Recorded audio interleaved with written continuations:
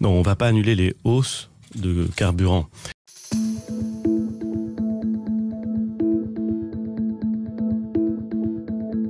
Non, on ne va pas annuler la taxe carbone. On s'est engagé pendant la campagne présidentielle.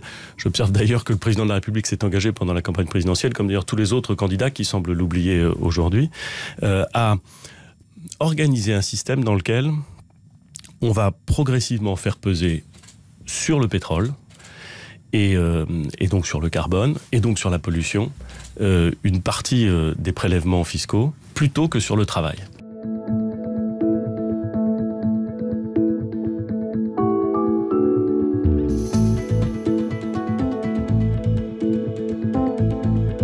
On a un plan en 2 mesures. D'abord, on va augmenter le chèque énergie.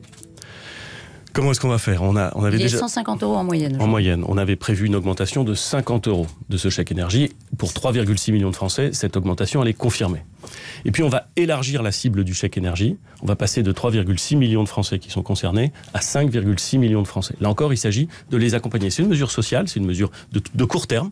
C'est vrai, pour accompagner... C'est-à-dire aussi au 1er janvier. Oui, pour accompagner l'effort lié à l'augmentation du prix non pas du carburant, mais du carbone et du fioul. Que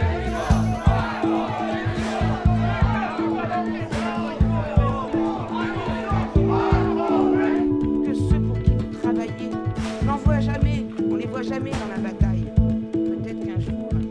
La loi, elle s'applique. Donc l'entrave à la circulation, c'est sanctionné. Et je le dis, mais je le dis de façon très tranquille, je dis aux Français, vous avez le droit de manifester, bien sûr, mais il faut prendre ses responsabilités et respecter la loi.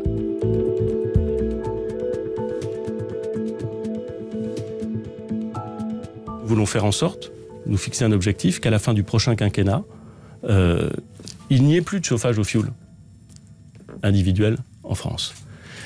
C'est pour la raison pour laquelle nous allons développer la prime à la conversion, mais cette fois-ci non pas automobile, mais des chaudières. Mais plus de chaudières au fioul dans 10 ans, c'est notre objectif. C'est ça l'objectif. C'est notre objectif.